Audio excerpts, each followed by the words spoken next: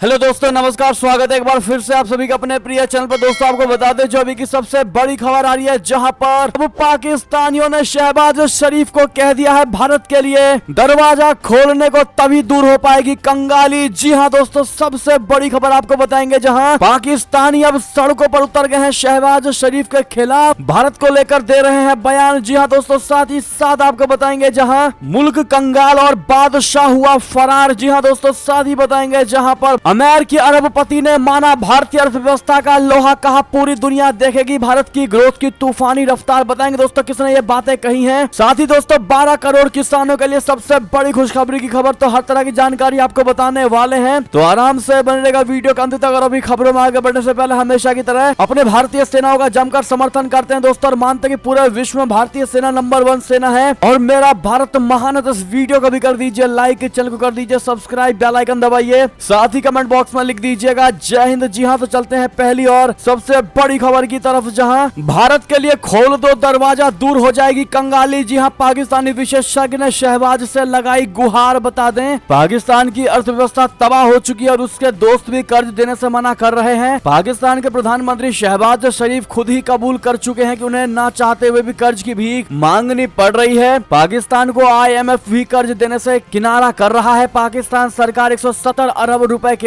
नए टैक्स लगाने जा रही है। और इस महासंकट के बीच पाकिस्तान के राजनीतिक अर्थशास्त्री डॉक्टर परवेज ताहिर ने बुधवार को शहबाज सरकार से गुहार लगाई है कि देश के लोगों के दुखों को कम करने के लिए भारत के व्यापार को फिर से शुरू किया जाए। डॉक्टर परवेज ने कहा है कि PM शहबाज शरीफ को संघीय कैबिनेट के आकार को भी छोटा करना चाहिए। उन्होंने कहा कि पाकिस्तानी सेना पर होने वाला खर्च आवश्यकता से ज्यादा है, अब समय आ गया है कि इसे ठीक किया जाए। परवेज एक कार्यक्रम को संबोधित कर रहे थे। इससे पाकिस्तान के अब्बानी कहे जाने वाले अरबपति मियां मंशा ने भी भारत के साथ व्यापार को फिर से शुरू करने की गुहार लगाई थी। पाकिस्तानी विशेषज्ञों का कहना है कि देश में आटा का संकट चल रहा है और हम भारत से इसका आयात कर सकते हैं, जो दुनिया के कई देशों को गेहूं दे रहा है। पाकिस्तान ने कश्मीर में अनुच्छेद 370 को खत्म किए जाने के बाद से भारत के साथ व्यापार पर रोक लगा रखी है। पाकिस्तान इस बात की जिद कर रहा है कि भारत 370 को फिर से बहाल करे, तभी उसके साथ रिश्ते सामान होंगे। पाकिस्तान का कपड़ा उद्योग कॉटन की कमी से तबाह हो गया और वहाँ के उद्योगपति लगातार भारत से आयात करने की मंजूरी मांग रहे हैं। हालात ये हो चुकी है कि पाकिस्तान की हजारों फैक्ट्रियां बंद हो गई हैं और लाखों की तादाद में मजदूर बेरोजगार हो गए। ऐसे में दोस्तों डॉक्टर परवेज ने पाकिस्तानी सेना के खर्च करने की सलाह दी है, जो भारत से दुश्मनी पाले हुए हैं। पाकिस्तान लगातार चीन और तुर्की से घातक युद्धपोत और पनडुब्बियां खरीद रहा है। पाकिस्तानी सेना ये तब कर रही है जब TTP आतंकी देश में जमकर खून बहा रहे हैं। जी हाँ दोस्तों, अब ऐसे में POK की पूरी जनता दोस्तों भारत के साथ मिलने की बात कह रही है और वो क्लियर कह रही है कि हम पाकिस्तान के साथ नहीं रह सकते। पाकिस्तान हमारा नेटिव देश नहीं है, बल्कि हम भारत के नागरिक हैं, भारत के साथ जाना चाहते हैं। पाकिस्तान को हम दुकारते हैं। और अब दोस्तों पाकिस्तान के अंदर भी शहबाज के खिलाफ नारे लग रहे हैं दोस्तों, जमकर विरोध हो रहा है और भारत के साथ व्यापार करने के लिए शहबाज को लोग ओपिनियन दे रहे हैं और सजेशन दे रहे हैं। जी हाँ दोस्तों, बहरहाल इस पर आपकी जो भी निजी राय हो दोस्तों कमेंट में लिखकर जरूर बताएगा। लेकिन पाकिस्तान को ही तो ये लगता है कि वो भारत के साथ व्यापार कर लेगा, लेकिन जब तक भारत नहीं चाहेगा दोस्तों पाकिस्तान कुछ भी नहीं कर सकता। अपनी राय अवश्य दीजिएगा। लेकिन दोस्तों आपको बता दें सबसे बड़ी खबर शहबाज शरीफ से ही जुड़ी, जहां पर मुल्क हुआ कंगाल और बादशाह हुए फरार। तुर्की टूर पर रवाना हुए पाकिस्तानी PM शहबाज शरीफ अब हो रही है जमकर किरकिरी। जी हाँ, पाकिस्तान के प्रधानमंत्री शहबाज शरीफ तुर्की रवाना हो चुके। उनकी यात्रा का मकसद तुर्की में आए भीषण भूकंप से पीड़ितों के प्रति पाकिस्तान का समर्थन प्रकट करना है। हालांकि शहबाज शरीफ के तुर्की यात्रा के टाइमिंग को लेकर सवाल उठ रहे हैं। पाकिस्तान इस समय भीषण आर्थिक संकट का सामना कर रहा है। अगर अंतर्राष्ट्रीय मुद्रा कोष ने जल्द ही कर्ज नहीं जारी की तो पाकिस्तान डिफॉल्ट हो सकता है। बता दें कि शहबाज शरीफ की तुर्की यात्रा को लेकर पाकिस्तानी अवाम उनकी जमकर खिंचाई कर रही है। कई लोगों ने ट्विटर पर अपने गुस्से का इजहार किया। अमनाह जाबिन नाम की यूजर ने लिखा है कि हमारे PM तुर्की के साथ खड़े होने के लिए निकल रहे हैं, जबकि उनका अपना देश बदहाली में है। उनके देश के लिए कोई खड़ा होने को तैयार नहीं है, लेकिन हम में दम नहीं और दूसरे को बचाने निकले शहबाज शरीफ। ऐसे दोस्तों कमेंट कर रहे हैं लोग और शहबाज की जमकर किरकिरी उड़ रही है दोस्तों पूरे विश्व में। बहरहाल शहबाज खुद को बचा नहीं सकते और तुर्की को बचाने के लिए जा रहे हैं, ऐसे लोग कह रहे हैं दोस्तों। इस पर आपकी जो भी निजी राय हो बताइएगा जरूर। लेकिन दोस्तों ये विचार करने वाली बात ही है कि तुर्की ने आने से मना किया था शहबाज शरीफ को, उसके बावजूद भी निर्लज्जता दिखाते हुए शहबाज शरीफ तुर्की जा रहे हैं, जबकि तुर्की की तरफ से उनको कोई बुलावा नहीं आया है दोस्तों और कोई एक्सेप्टेंस भी नहीं आया है कि वो शहबाज तुर्की जा सके। बहरहाल चलते हैं एक और खबर की तरफ, जहां भारत जापान की सेनाएं आज से शुरू करेंगी धर्म गार्जियन सैन्य अभ्यास। चीन ने गढ़ाई इस पर नजर, बता दे भारत और जापान की सेनाएं शुक्रवार यानी आज से 2 सप्ताह का सैन्य अभ्यास शुरू करेंगी। जापान के शिगरा प्रांत में संयुक्त अभ्यास से दोनों सेनाओं को एक दूसरे को बेहतर तरीके से जानने, अपने व्यापक अनुभव साझा करने और पारिस्थितिक जन जागरूकता बढ़ाने में मदद मिलेगी। भारतीय सेना के अधिकारियों ने कहा है कि मौजूदा वैश्विक हालात की पृष्ठभूमि में दोनों देशों के सामने आने वाली सुरक्षा चुनौतियों के संदर्भ में धर्म गार्जियन अभ्यास महत्वपूर्ण है। संयुक्त सैन्य अभ्यास का चौथा संस्करण 17 फरवरी से 2 मार्च तक जापान में शिगा प्रांत के कैंप इमाजू में आयोजित किया जा रहा है। जी हाँ दोस्तों, एक अधिकारी ने कहा है कि इस अभ्यास के संस्करण में जंगल और अर्ध शहरी इलाकों में सैन्य गतिविधियों के लिए प्लाटून स्तर का संयुक्त प्रशिक्षण भी शामिल है। भारतीय सेना की गढ़वाल राइफल्स रेजिमेंट के सैनिक और Japan ground self defence force में मिडिल आर्मी की एक इन्फेंट्री रेजिमेंट इस वर्ष अभ्यास में भाग ले रहे हैं। जी हाँ दोस्तों, चलते हैं एक और बड़ी खबर की तरफ, जहां इस अमेरिकी अरबपति ने माना भारतीय अर्थव्यवस्था का लोहा कहा पूरी दुनिया देखेगी, भारत की ग्रोथ की तूफानी रफ्तार। जी हाँ, अमेरिकी अरबपति बोले तो रे डालियो ने भारतीय अर्थव्यवस्था का लोहा माना है। गल्फ न्यूज की रिपोर्ट के मुताबिक अमेरिकी अरबपति रे डालियो ने वर्ल्ड गवर्नमेंट समिट 2023 के दौरान कहा कि भारत की विकास दर पूरी दुनिया में सबसे तेज होगी। अरबपति रे डालियो ने कहा कि भारत में दुनिया के बाकी देशों के मुकाबले सबसे बड़ा परिवर्तन देखने को मिलेगा। सरकार और बदलती विश्व व्यवस्था सत्र के दौरान डालियो ने इस बात पर जोर दिया है कि भारत आने वाले वर्षों में सबसे ज्यादा तरक्की करेगा। उन्होंने कहा कि भारत का भविष्य उज्जवल है। पिछले 10 वर्षों के अध्ययन से और जो हम देश के लिए देख रहे हैं उसके आधार पर भारत में सबसे बड़ी और सबसे तेज विकास दर होगी। ये देश दुनिया के बाकी देशों के बीच सबसे बड़ा बदलाव देखेगा। जी हाँ, बता दें ब्रिज वाटर एसोसिएट्स के संस्थापक रे डालियो ने कहा है कि अमेरिका और चीन के विपरीत जो शक्ति संघर्ष में लगे हुए हैं ये भी पीछे छूट जाएंगे। भारत आने वाले वर्षों में विकास के मामले में तेजी से ऊपर उठने में सक्षम होगा। यूएई के कैबिनेट मामलों के मंत्री मोहम्मद बिन अब्दुल्ला अल गरगावी के साथ बातचीत में डालियो ने कहा जो देश युद्ध से दूर रहे उन्हें फायदा होगा। उन्होंने कहा कि भारत की विकास दर अच्छी है, भारत में आने वाले समय में आगे बढ़ने की पूरी क्षमता है। यानी दोस्तों, अब अमेरिकी अरबपति भी भारत के अर्थव्यवस्था की रफ्तार की जमकर सराहना कर रहे हैं दोस्तों और कह रहे हैं कि भारत हर सुपर पावर कंट्रीज को, हर बेहतर जीडीपी वाले कंट्रीज को कभी भी पीछे पछाड़ देगा और ये रातों रात होने वाला है। यानी कि दोस्तों, अब भारत का लोहा पूरा विश्व मान रहा है। बहरहाल अगर आपको भी गर्व है कि आप भारतीय हैं तो मेरा भारत महान हमेशा की तरह कहना मत भूलिएगा और कमेंट में लॉन्ग लिव मोदी जी कह दीजिएगा। साथ ही साथ दोस्तों आपको बता दे बड़ी खबर, जहां ऑस्ट्रेलिया में फिर हिंदू मंदिर को लेकर बड़ी धमकी, कहा भजन प्रोग्राम को रद्द करो या फिर अंजाम भुगतने के लिए तैयार रहो। जी हां, ऑस्ट्रेलिया के मेलबर्न में एक और हिंदू मंदिर को धमकी मिली है। मंदिर को धार्मिक कार्यक्रम रद्द करने या अंजाम भुगतने की धमकी मिली है। ऑस्ट्रेलिया टुडे की एक रिपोर्ट के अनुसार मेलबर्न के उत्तरी उपनगर केग्रीबर्न में काली माता मंदिर की पुजारी को मंगलवार को धमकी भरा फोन आया था। रिपोर्ट में कहा गया है कि फोन करने वाला पंजाबी में बोल रहा था। पुजारी भावना ने कहा कि उन्हें नो कॉलर आईडी से कॉल आया था। भावना ने कहा कि अमृतसर जालंधर की तरह पंजाबी में बात कर रहे एक व्यक्ति ने उन्हें 4 मार्च को एक सिंगर द्वारा भजन कार्यक्रम रद्द करने की धमकी दी। उन्होंने कहा कि धमकी देने वाले व्यक्ति के मुताबिक जो सिंगर भजन गाने आ रहा है वो एक कट्टर हिंदू है। जी हाँ, फोन करने वाले ने पंजाब में कहा कि तुझे पता है कि वो बंदा कट्टर हिंदू है, अगर वो यहाँ आया तो मंदिर में विवाद हो जाएगा। ऑस्ट्रेलिया टुडे से बात करते हुए पुजारी भावना ने कहा, मैंने उससे विनती करते हुए कहा कि भाई जी ये माँ काली का स्थान है, यहाँ तक कि गुरु महाराज बोले तो गुरु गोविंद सिंह भी यहाँ प्रार्थना करते थे, कोई यहाँ आकर क्यों लड़ेगा। जी हाँ, अब ऐसे में दोस्तों हाल ही में खालिस्तानी आंदोलन का समर्थन करने वाले लोगों द्वारा ऑस्ट्रेलिया और अन्य देशों में हिंदू मंदिरों का निशाना बनाया गया है। बहरहाल भारत सरकार इस पर क्या कदम उठाती है वो देखने वाला होगा। लेकिन दोस्तों अगर आप भी मानते हैं ऐसे धमकी देने वालों को उनको अंजाम तक पहुंचाया जाना चाहिए, दोस्तों उनको कड़ी से कड़ी सजा मिलनी चाहिए, तो सजा तो मिलनी ही चाहिए, ऐसा कमेंट में जरूर लिखिएगा। बढ़ते एक और बड़ी खबर की तरफ, जहां पर भारत और अमेरिका को टेंशन देने वाली दोस्ती मजबूत कर रहे चीन और ईरान, अब शी जिनपिंग जाएंगे तेहरान। जी हाँ दोस्तों, भारत और अमेरिका को टेंशन देने वाली चीन और ईरान की दोस्ती और मजबूत हो रही है। इसका ताजा उदाहरण ईरानी राष्ट्रपति की चीन यात्रा से मिलता है। यही नहीं दोस्तों, अब चीनी राष्ट्रपति भी ईरान की यात्रा पर जाने को सहमत हो गए हैं। चीन के राष्ट्रपति शी जिनपिंग ईरान की राजकीय यात्रा पर जाएंगे। चीनी विदेश मंत्रालय ने गुरुवार को यह जानकारी दी। इसने कहा है कि इस्लामी देश ईरान के नेता द्वारा चीन की 3 दिवसीय यात्रा के समापन के बाद यह तय हुआ है कि शी जिनपिंग भी ईरान की यात्रा पर जाएंगे। चीन और ईरान ने गुरुवार को जारी एक संयुक्त बयान में कहा है कि शी जिनपिंग ने राष्ट्रपति इब्राहिम रईसी द्वारा ईरान की यात्रा करने के निमंत्रण को सहर्ष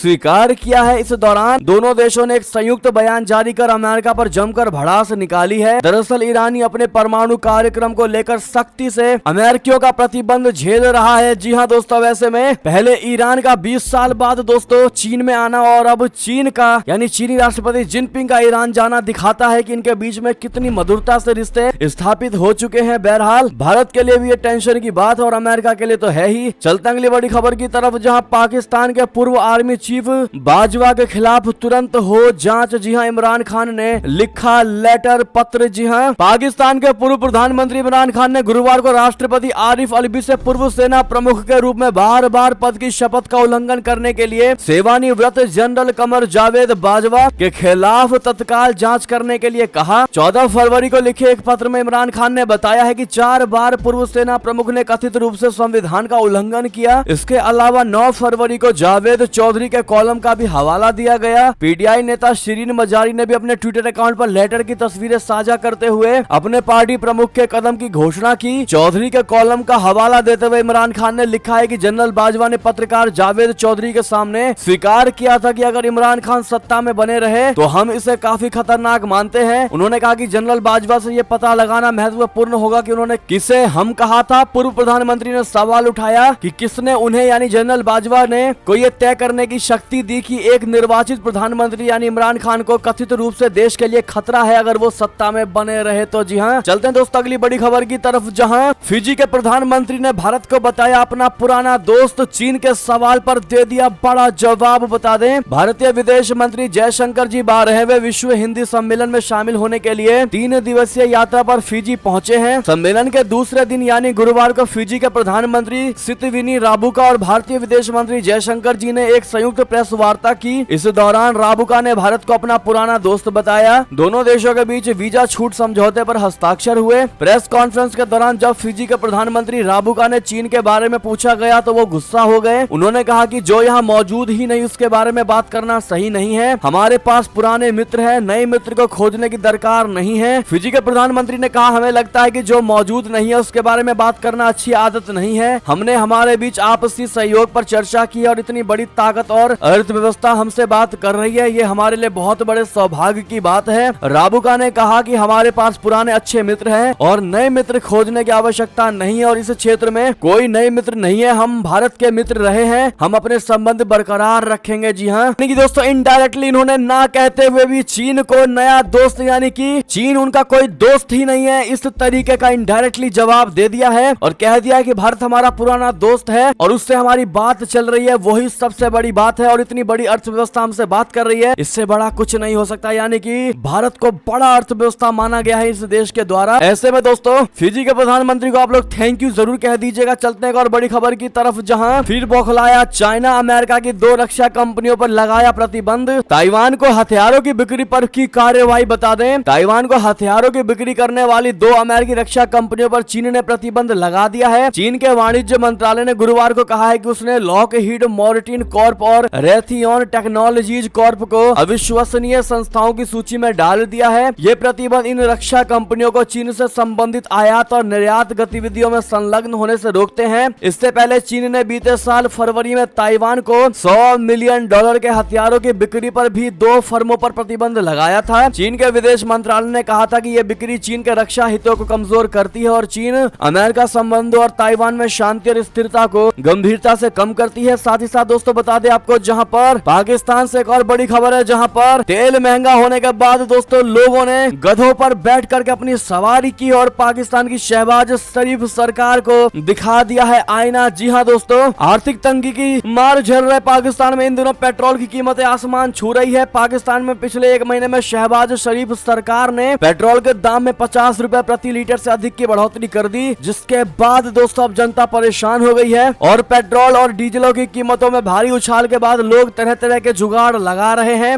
और जो तस्वीरें सोशल मीडिया पर वायरल हो रही है दोस्तों, वो शहबाज शरीफ सरकार के लिए शर्मनाक से और कम नहीं हो सकता। आपको बता दें, पाकिस्तान में लगातार बढ़ती पेट्रोल की कीमतों की वजह से कई शहरों में गधा गाड़ी के जमाने फिर से वापस आ गए हैं। वैसे भी पिछले कुछ सालों में पाकिस्तान में गधों की तादाद तेजी से बढ़ी है, जिसका प्रयोग अब इस महंगाई का गाड़ी खींचने में किया जा रहा है। जी हाँ दोस्तों, लोग सड़कों पर गधे को लेकर निकल चुके हैं। आप फोटोज भी देख पा रहे होंगे दोस्तों। इस पर आपका क्या कहना है बताइएगा जरूर। पुराना पाकिस्तान लौट आया है ऐसा लोग कह रहे हैं। चलते अगली खबर की तरफ, जहां चीन की सीमा पर नए गांव क्यों बसाना चाहती है भारत सरकार, आखिर क्या है वाइब्रेंट विलेज प्रोग्राम। सबसे पहले आपको बता दें, पिछले कुछ सालों में भारत और चीन के रिश्ते अपने सबसे बुरे दौर से गुजर रहा है। अरुणाचल प्रदेश के तवांग में चीनी सैनिकों द्वारा की गई कार्रवाई ने भारत के साथ उसके रिश्ते को और भी खराब कर दिया है। दोनों देशों के बीच विवाद की वजह 3440 किलोमीटर लंबी सीमा है दोस्तों। यहाँ पर चीन हमेशा नए नए दावे करता रहता है। चीन ने अपने क्षेत्रीय दावे को मजबूत करने के लिए विवादित लाइन ऑफ एक्चुअल कंट्रोल यानी LST पर कई सारे सीमावर्ती गांव बसाए हैं। सिर्फ इतना ही नहीं बल्कि उसने सड़कों के जाल को भी मजबूत किया है। ये सीमावर्ती गांव चीनी सेना को बेहद कम समय में सैनिकों और हथियारों को एक जगह से दूसरी जगह करने में मदद करने का काम करती है।